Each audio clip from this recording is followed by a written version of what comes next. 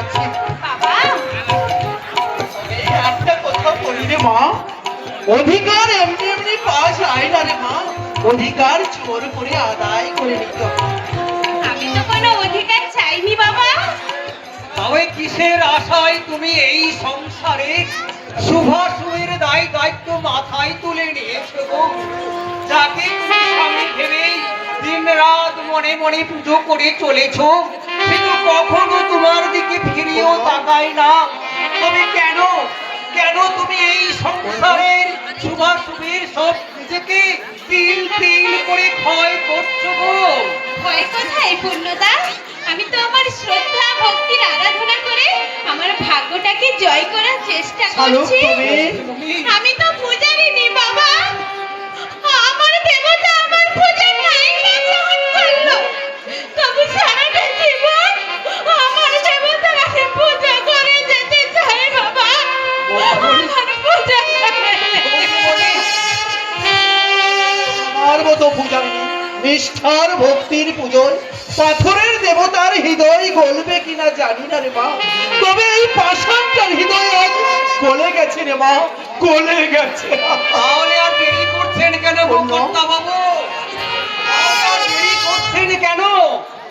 সামনে একটা শুভ দিন দেখে ওই বড় বাবুর সঙ্গে শালুক দিদির বিয়েটা যদি আমরা তাড়াতাড়ি দিতে পারি, তাহলে তোমার কি মাথা খারাপ হয়েছে পূর্ণদা? বাড়িতে একজন স্ত্রী থাকতে আর একজনকে বিয়ে করা আইনত অপরাধ। আইন দিয়ে তো আর আবেগকে চেপে রাখা যায় না বাবু। পূর্ণদা, তোমরা যদি এই সংসারের মঙ্গল চাও, তাহলে শালুক দিদিকে তোমরা তাড়াতাড়ি এই সংসারের বউ বলে স্বীকার করে নাও গো ছোট বাবু। এই সংসারের বউ বলে স্বীকার করে নাও। ঠিকই বলেছিস পূর্ণ, এই শালুককে আমি না বাবা না। পূর্ণদা মূর্খ মানুষ, সে না জানলে তুমি তো জানো বাবা এটা অন্যায়। যে অন্যায় একজন ভাঙাচোরা মানুষের জীবনকে জোড়া লাগাতে পারে, সে অন্যায় আমি হাজার বার করতে প্রস্তুত। একটা জীবনকে জোড়া লাগাতে গিয়ে তোমরা আরো দুটো জীবনকে ভেঙে চুরে শেষ করে দিবে বাবা। দুটো জীবন মানে? কোনো মেয়ে কখনো কাউকে তার স্বামীর ভাগ দেয় না বাবা। আমার বিশ্বাস বৌদি কখনো শালুকদিকে নিজের সতীন হিসেবে মেনে নেবে না। আর এই নিয়ে যদি দুইজনের মধ্যে চরম অশান্তির সৃষ্টি হয়, তবে তুই এই অশান্তির মধ্যে পড়ে আমার দাদা বৌদির জীবনটা এখানে শেষ হয়ে যাবে না। সেই জন্যই তো বলছি বাবা, এই সংসারটাকে বাঁচাতে আর আমার দাদা বৌদিকে বাঁচাতে তোমরা যতই শীঘ্র সম্ভব এই বাড়ি থেকে শালুকদিকে বিদায় করে দাও, বিদায় করে দাও। শালুককে নিয়ে তোরা যে যাই বলিস না কেন, শালুক কিন্তু আজ আমার মনে একটা পাকাপাকি জায়গা করে নিয়েছে। তাই তো অপরাধ স্বীকার করে নে, মনে মনে একটা অপ্রিয় সত্য কথা বলতে আমি বাধ্য হচ্ছি।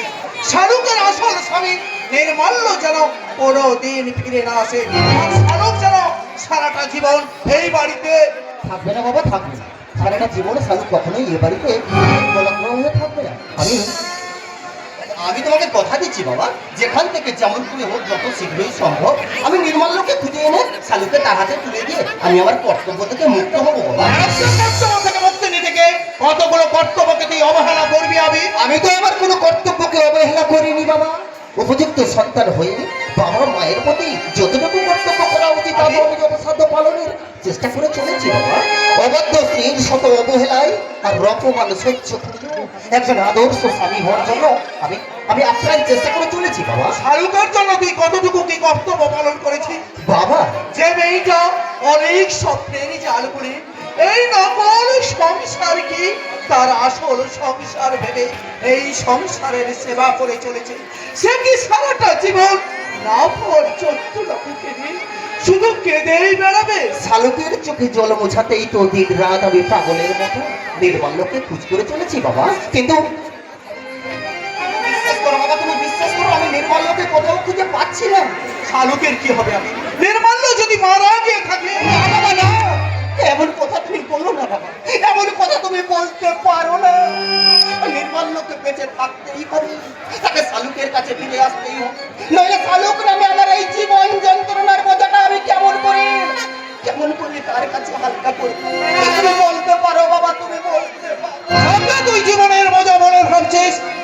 সঙ্গে তোকে জীবনের শেষ বোঝাপড়াটা করতে হবে। আমি শেষ বোঝাপড়া মানে?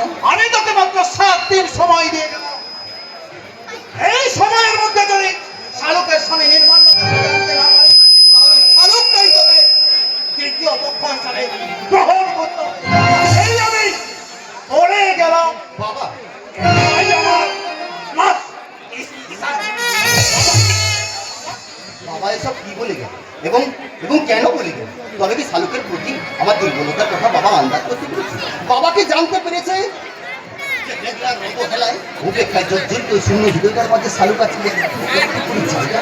না না, চিচি, এ চরিত্রহীনের মতো। এ আমি কি ভাবছি যে বন্ধু তার অসহায় স্ত্রীর সুরক্ষার দায়িত্ব আমার উপর অর্পণ করে গেছে। সেই বন্ধুর বিশ্বাসকে নিয়ে আমি কিনা ছিনিমিনি খেতে চাইছি? না না, এ মহাপাপ। নির্মলের প্রতি আমার চরম বিশ্বাস। কিন্তু শালুক যে তার সরল বিশ্বাসে সবকিছু আমার কাছে অর্পণ করে বসে আছে, তাকেই বা আমি আর কতদিন মিথ্যে বলে ঠকাবো? এবং নির্মাল্য যদি আর ফিরে না আসে, তাহলে শালুককে নিয়ে আমি কি করবো?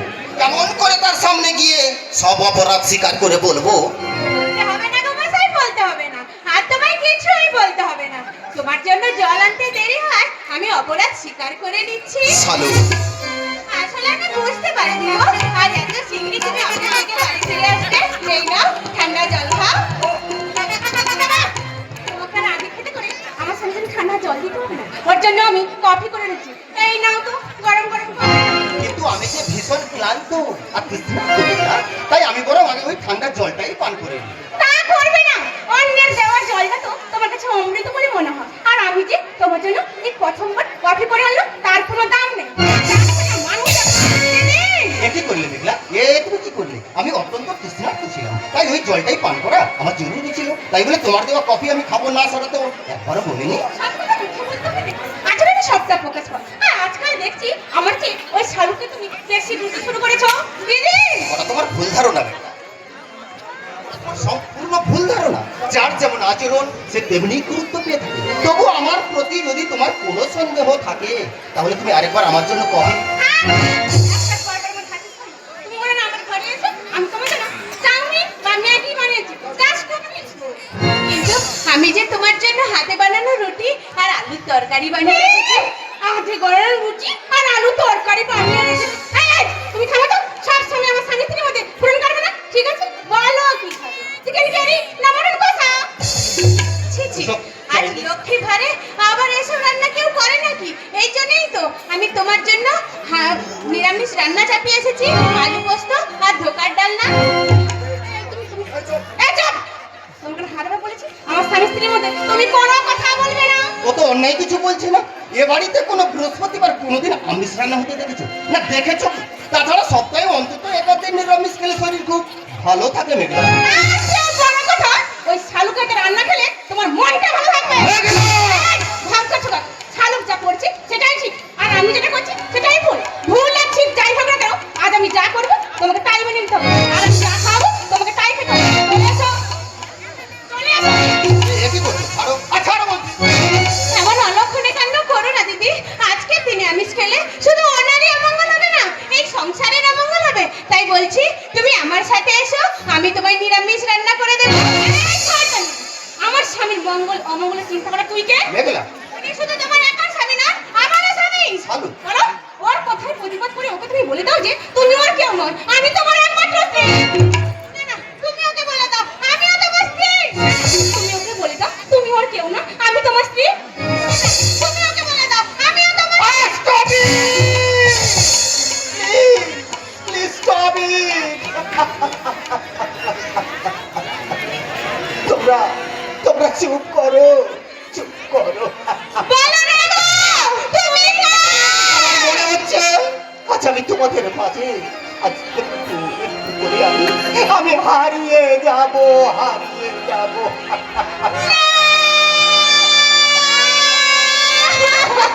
আধারে আমি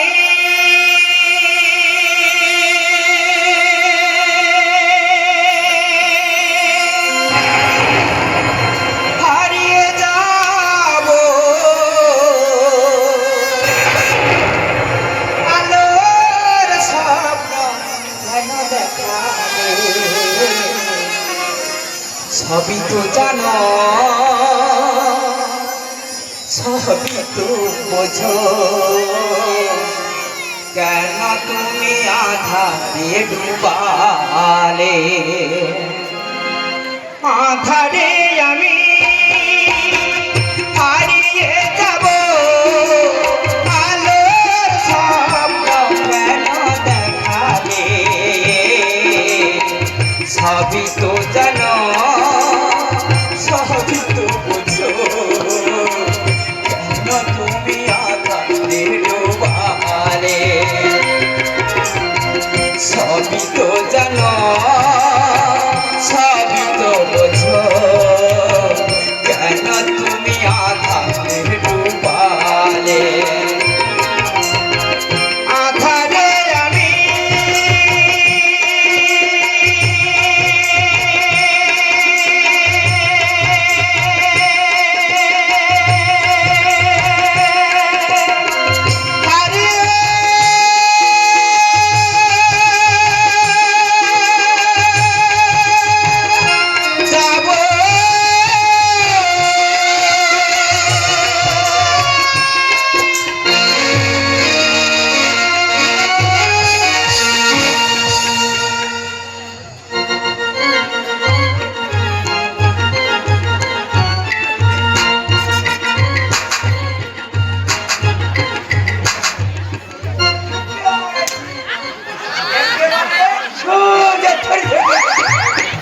মানে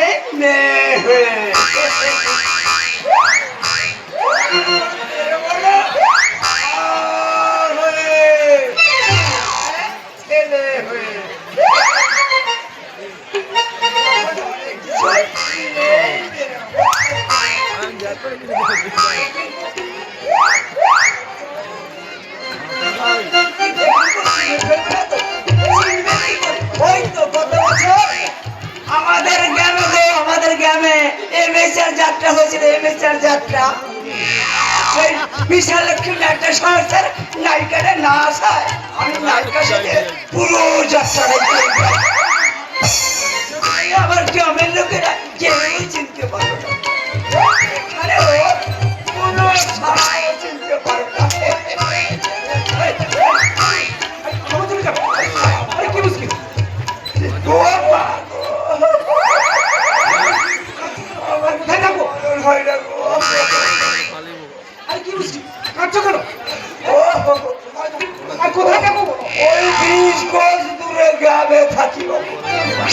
আমার স্বামী আমাকে মেরে তাড়িয়ে দিয়েছে, আমি কাঁদতে কাঁদতে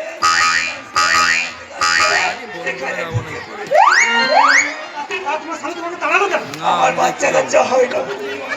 তুমি বাঁচা নাকি? আমি বাধা হতে যাবো কেন? আমার স্বামীটা যদি রোজ নেশা ভাঙ করে এসে রাতের বেলা যদি কুম্ভ করে তো ঘুমিয়ে থাকে, আমার বাচ্চা কি ওই আকাশ থেকে পড়বে? একদম করে বলি, বীজ না বললে ফসল হবে না। আমি বলছি আগে বীজটা বোনো।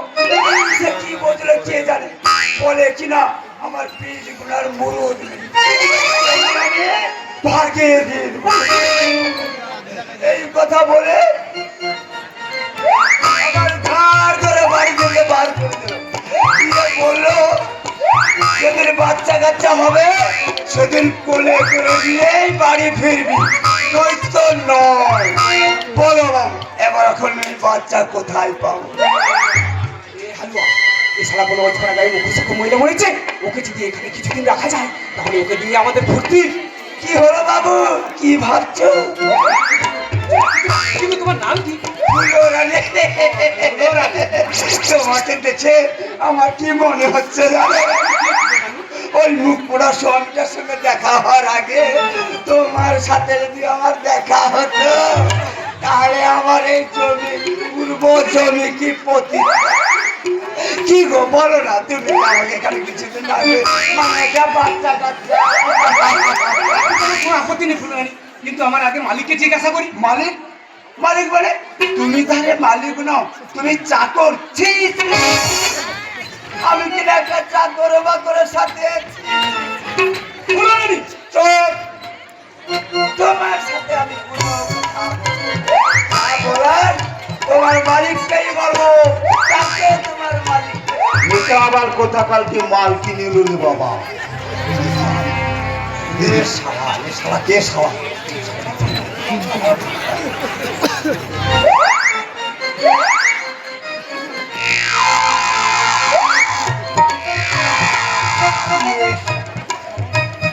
এমন কি মুচকি মাথাটা আবার এখানে সারা মধ্যে এলে গেল।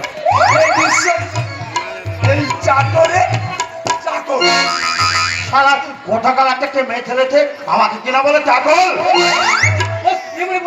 কি এই বস, বসতে বলছে না, শুনতে পাচ্ছিস না? বস, এই মাটিতেই বস।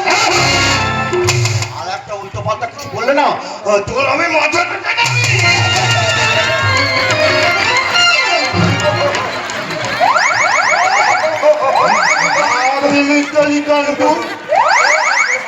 মেয়ের ভিতর ঠেলি সকল মেয়ে আমাকে ছেড়ে দাও। আমি কি করে ফেলেছি নিজের জানি। তবে না ভাবতে, আমি তো হাটে দেখি। তোর সব লোক খালিয়ে দেবো। বুলেট, এখানে মেয়েদের সঙ্গে যা করা হয় তুই ওর সঙ্গে তাই কর। ঠিক আছে বস।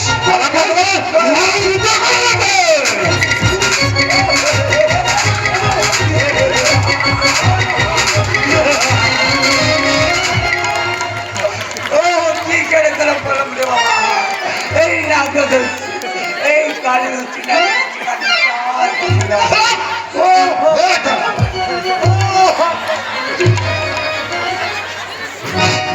সত্যিকারের কোনো পাগল আমি কোনো পুলিশের গুপ্তচর আর তাই যদি হয় থানাকে যেতে কোটি কোটি দাও দাদা, চাই দাও। তুমি আমাকে একেবারে কেটে কুচি কুচি করে দাও। আমি যত বড় হালামি হই না কেন আমি কি তোর দাদা, আর দাদা কখনো ভাইকে কেটে কুচি কুচি করতে পারে? জানি দাদা, জানি। উপরটা তোমার যতই কঠিন হোক না কেন, আসলে ভেতরটা তোমার একেবারেই নরম। তাই ভাবছি আর আমি তোমার কোনো কথার অবাধ্য হব না দাদা। এই তো আমার ভাইয়ের ব্রেনটা খুলেছি সব ওই ইঞ্জেকশনের কাজ। ইঞ্জেকশনের কাজ মানে? হ্যাঁ, আরে সবাই জানে তোকে আমি বিষাক্ত ইঞ্জেকশন দিচ্ছি কিন্তু না, তোকে তো আমি ভিটামিন ইঞ্জেকশন দিচ্ছি তোর এই কাঁচা বেলেনটাকে পাকিয়ে দেওয়ার জন্য। এই কে আছি দলিলটা নিয়ে আয়। 10 মিনিট দাদা। তোমার ওই দলিলতে সই করবার আগে না তোমার কাছে আমার একটা আবদার আছে দাদা। আবদার? হ্যাঁ, হ্যাঁ, বল না বল, তোর যে কোনো আবদার আমি রাখবো, তুই বল বল বল। তোমার ওই দলিলে সই করবার আগে আমার স্ত্রী শালুককে আমি ফিরে পেতে চাই দাদা। কি বললি? তোর তুই খালু? হ্যাঁ, হ্যাঁ। বিয়ে করে না ধরতি তোর মাথাটাই খারাপ হয়ে গেছে। অবশ্য সবারই তাই হয়, তাই বলতি তোর বউকে তুই ভুলে যা। তোর বউয়ের থেকে আমি এখানে একটা ভালো জিনিস এনে রেখেছি। কে আছিস? এই ছিলছিলাকে পাঠিয়ে দে। এই ছিলছিলা। আমার আমার চরিত্রের অপমৃত্যু আমি হতে দেব না। আমি আমার শালুককে ভালোবাসি, সেই ভালোবাসাটাকে বাঁচিয়ে রাখার জন্য প্রয়োজনে আমি মরেই যাব। মরবে যদি তাহলে এসো ডার্লিং, আমার এই যৌবনের সলিল সাগরে ডুবে মরবে এসো। রাত্রি রাত্রি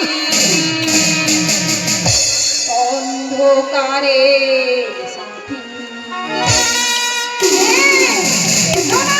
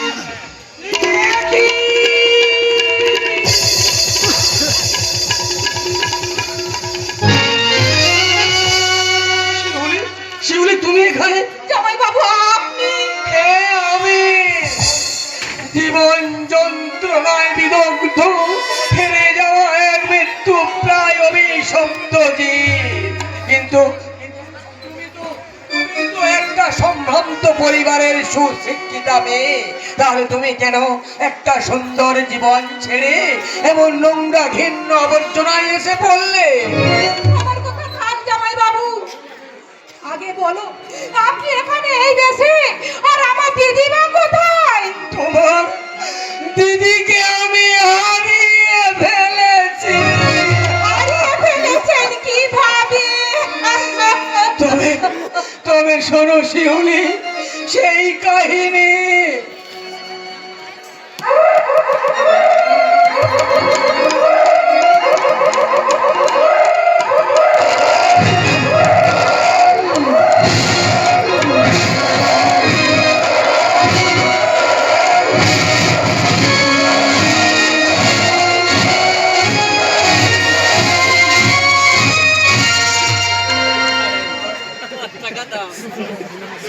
সাংবাদিক আবির সান্যাল আজকে তার নাম করে আর তার ভালোবাসার মানুষকে আমার ভালোবাসাকে চিনি নিয়ে গেল, তাই তোমাকে আমি কিছুতেই ক্ষমা করব না। বৌদি, আমিও কিছুতেই দাদাকে ক্ষমা করব না। তবু তুমি যে দাদার আদর্শকে সামনে রেখে আমি আমার নিজের জীবন গড়ার স্বপ্ন দেখতাম, সেই দাদার আমার ঘৃণ্য চরিত্রের পরিচয় পেয়ে লজ্জায় আমার মাথা কাটা যাচ্ছে। আমি বেঁচে থাকতে আমার স্বামী অন্যটা নিয়ে সাথে ব্যভিচার করবেন, এটা কি সহ্য করা যায়? এই কথাটা আমি কাউকে বোঝাতে পারছি না বৌদি। ঠাকুরপো, আচ্ছা বৌদি, শালুক দিয়ে বাড়ির সবাইকে কি এমন জাদু করেছি যা সবাই তোমাকে অবহেলা করি? শালুক দিকে নিয়ে আমার মাতামাতি। শালুক যে কোথায় কোথায় চোখের জল ফেলতে পারে, এই চোখের জল দেখে তো সবাইকে ভুলে রেখেছে। সবাইকে ভোলাতে পারলেও আমাকে ভোলাতে পারবে না। ঠাকুরপো, আমি শালুক দিকে বাড়ির বউ হতে দেবো না। প্রয়োজন হলে থানা পুলিশ পর্যন্ত করবো। ঠাকুরপো তুমি আচ্ছা বৌদি, আমি তো শুনেছি মেয়েরা যেমন মমতাময়ী হয় তেমনি হয় ছলনাময়ী। তা তুমি সেই ছলনাময়ী হয়ে এমন কিছু করতে পারো না যা দেখে বাড়ির সবাই আবার শালুক দিকে ঘৃণা করে? কিন্তু ঠাকুরপো কোনো কিছু নয় বৌদি, সবাই হোক, তোমাকে তোমার অধিকার আদায় করে নিতে হবে। আর তা যদি না পারো, সারাটা জীবন শুধু তোমায় কাঁদতেই হবে, শুধু কাঁদতেই হবে। না ঠাকুরপো না, আমি কাঁদতে আসিনি, আমি এসেছি কাঁদাতে। আমি ছলনা আশ্রয় নিয়েছি। ও কি বলেছে জানিস বোন, কত আশা ছিল আমি একটা ফুটফুটে সন্তানের জন্ম দেবো, কিন্তু তার হলো না। কারণ ডাক্তার বলেছে আমি নাকি কোনোদিন মা হতে পারবো না। তাতে কি হয়েছে রে বোন, তুই কি পারবি না আমার এই স্বপ্ন পূরণ করতে? বেশ, মেয়েটা রাজি হয়ে গেল, আর এক যোগ করলাম, বললাম আবির ডিঙ্কুরা আর আলতা মন্ডলে বেশ পরিহিতা মেয়েদের খুব পছন্দ করে। চলে আসবো। কে কে আপনি, কোথা থেকে এসেছেন? আগে বলো, এটা কি আবির সামনের বাড়ি? হ্যাঁ, কিন্তু তার সাথে আমার কি দরকার?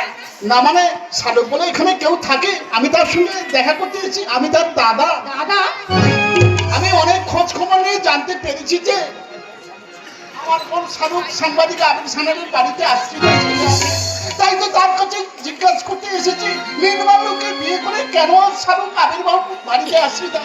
তাই আর নির্মাল্য বা কোথায়? ও মাই গড, এটা কি মেঘের সাইকেল জল?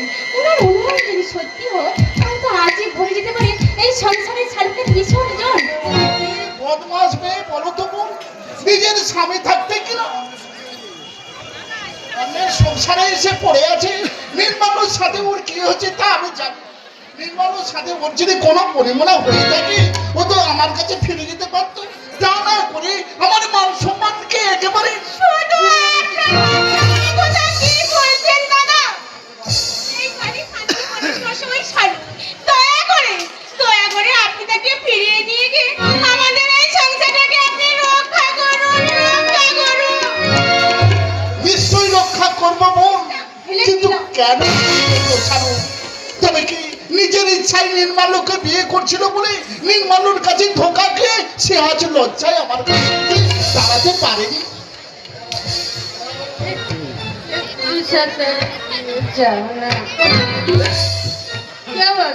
কে বলে আমি দাঁড়াতে পারিনি? কে তুই? আমি সোজা হয়ে গেছি। কে তুই? এ কি শালুক তুই? তুই কোন সাজে সেজেছিস? আমি মদ খেয়েছিস? এত অধঃপত! ওরে হতভাগী! তুই মরে গেলে। এই, কে আপনি? আমাকে মরার কথা বলছেন? আপনি কি জানেন আজ আমি আমার স্বামীর কাছে নতুন করে বাঁচতে এসেছি? নতুন করে বাঁচার নামে আর তোকে আমি বিভিন্ন করা করতে দেবো না। আয়, চলে আয় আমার কাছে। এই, এই, আপনি আমার হাত ধরেন কেন? লাগছে, ছাড়ুন, ছাড়ুন।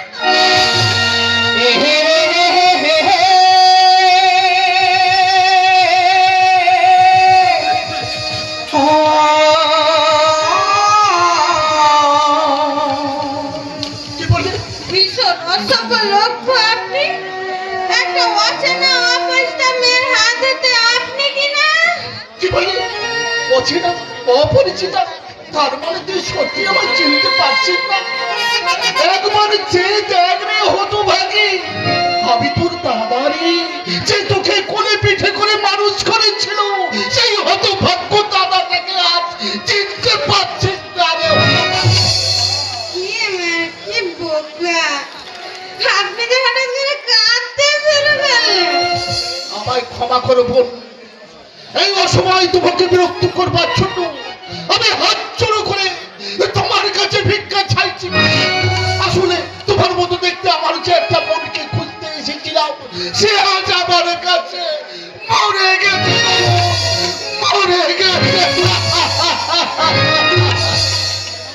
মরে গেছে? মরে গেছে তো আপনি এখানে এসে কাঁদছেন কেন? ধ্যাৎ! কখন থেকে যে আমার সাথে কি যে ঘটছে, আমি কিছুই বুঝতে পারছি না। আলো, এক কাপ কফি নিয়ে এসো তো। ভীষণ ভীষণ ভাবে ধরে আছে। কফি নাই গো, কফি নাই। এই ড্রিঙ্কটা তুমি পান করো? একি একি একি শালু, তুমি তুমি কোন সাজে সেজেছো? দেহে অর্ধলম্বিনী বস্ত্রের সাহায্যে আর হাতে মন মোহিনী মদের মতো এ সাজে তুমি কেন সেজেছো? কার জন্য সেজেছো? তোমার জন্য। আমার জন্যে? হ্যাঁ, শুধু তোমার জন্য। তুমি আমার সাইকেলে গায়ে সাজ পছন্দ করে না বলে আমার দূরে সরিয়ে দিলে। মদ খেয়ে আমি মাতাল হতে পারি না বলে আমাদের এই উথাল পাতাল প্রেমের মাঝে আজও নিঃসঙ্গের শূন্যতা। কিন্তু আমাদের যে মাঝে ছিল এক রাত সন্ধ্যা, ভক্তি আর বিশ্বাসের পরিপূর্ণতা, ওগুলোকে তুমি কেন কিসের লোভে নষ্ট করতে চাইছো শালি? কিসের লোভে? তোমার সন্তানের মুখে মা ডাক শোনার লোভে।